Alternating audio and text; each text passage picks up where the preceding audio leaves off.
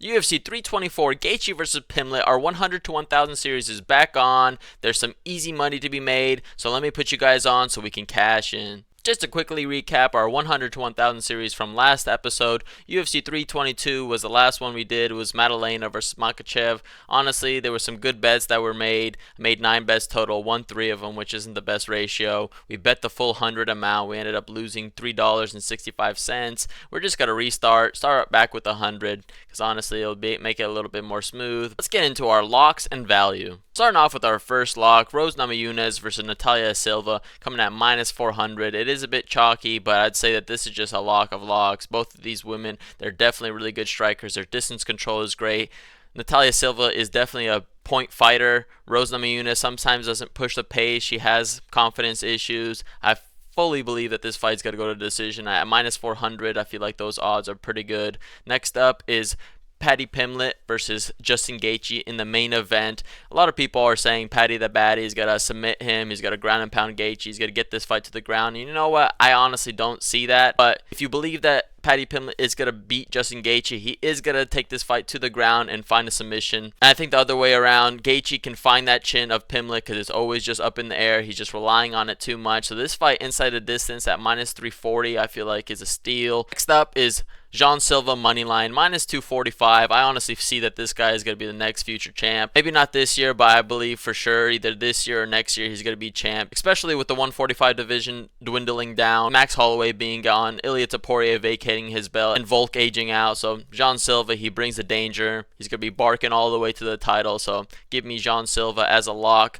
Next up is Gaethje by KO, minus 550. It is a bit steep, but he is like a minus 950 favorite, and I don't see this going any other way. You can also do a little under 1.5. Do see him finishing him in the first round, maybe tops the second, because he is just so fast, he's so technical, and he finds that shot, and I feel like he can just bum rush and knock out Poliev. But minus 550, I think that's just the uber safe way and is better than his money line. Last up of the locks is going to be Umar Nurmagomedov, minus 3.5, and that covers if he ends up finishing him as well. And at minus 400, even if Umar ends up getting dropped, I can see him dominating Figueiredo the rest of the rounds. I don't really see how he loses. I don't see how he loses a round. I don't see how he doesn't dominate here. So at minus 400, his money line is like 1400, and this limits it down big time. And I can see this going to decision. I can possibly see a submission, maybe somehow taking out Figueiredo, but this covers both. So give me Nurmagomedov minus 3.5 as another lock. I feel like you can pair a lot of these locks together and you can get some good money, so do a little 1-2 parlay. Next up, we got the value.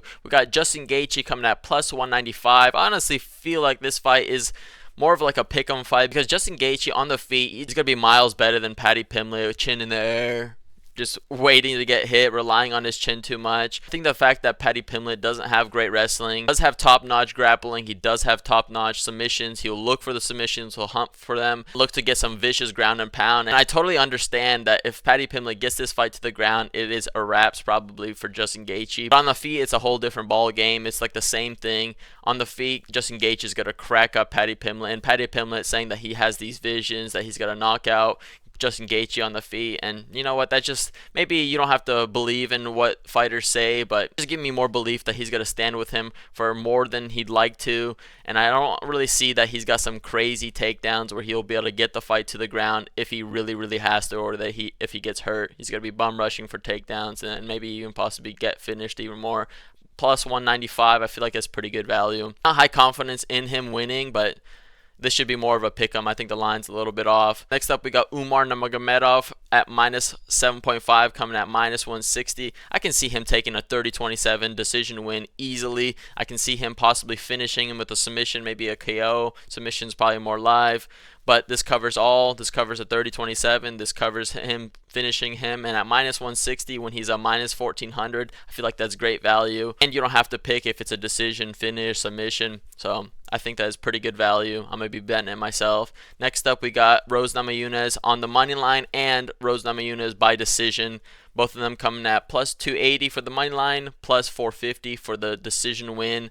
I honestly think that this is a way closer fight than the odds have it. You've seen that the odds actually have dropped down a little bit, but not too much. Natalia Silva, I feel like she's a bit too much of a point fighter where she gets into these closer fights, and with Rose Namajunas' great distance control as well. Both of them have great distance control, and I can see this fight being a split decision win. And you know what, at plus 280 or plus 450, because this is a decision berg written all over it, so plus 450, a little shot in the dark, a little sprinkle, I feel like it's great odds on Rose. Last up, we got Gaethje, round 1 KO, and I think that he could just go bat out of hell trying to knock him out early, because this guy does have some kicks, and I think that if he stands on the outside a little too much, he might get caught up, and I think that he just pushes the pace in this fight a little bit more than he usually does. He's a bit more collected, but his striking is there, his technique is there, his speed is there, and obviously his power is there. So give me Francis Jr.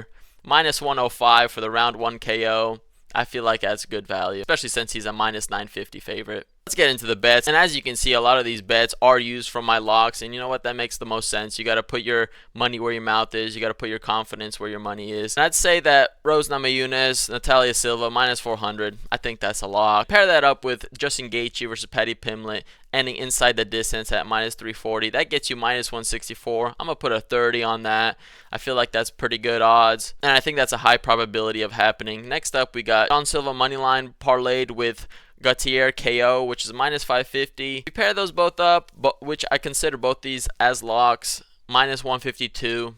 I'm putting $30 on that. I can't really see this missing because John Silva, he's going to be the next future champ. Allen isn't going to bring too much for him. He's not going to have the wrestling there enough to control him. And on the feet, he doesn't have enough power, doesn't have enough speed and technique. I'd be very surprised if Allen ends up getting this win. And Gaethje is just really getting set up for a KO win here.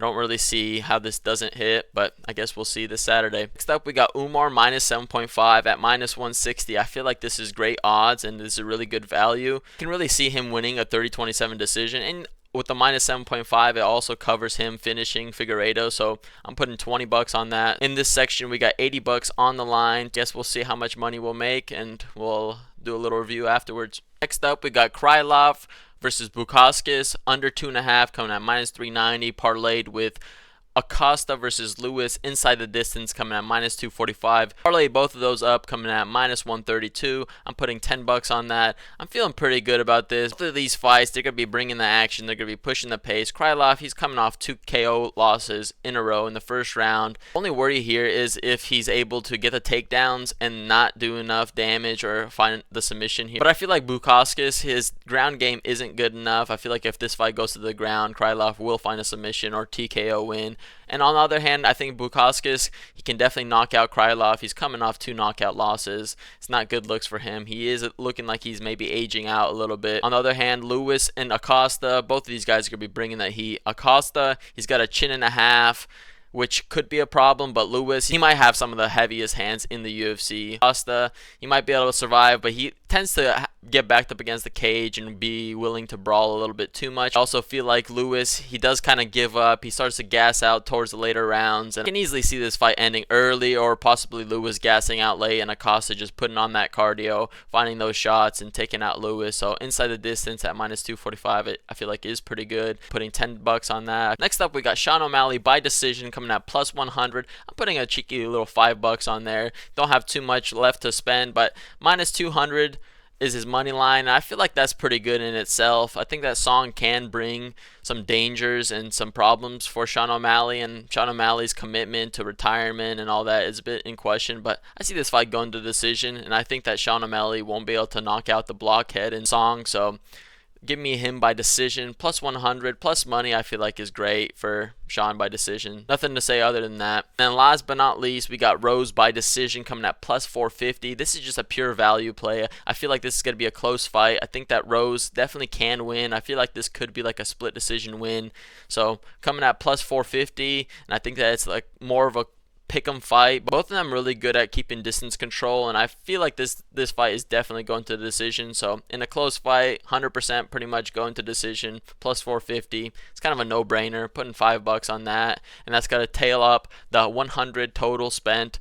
I'm spending all that 100, so hopefully it pays off. That's going to be my UFC 324 100 to 1000 video. If you liked the video, give it a like, subscribe. If you disagree with any of the picks or bets, let me know in the comments down below. Thanks for watching.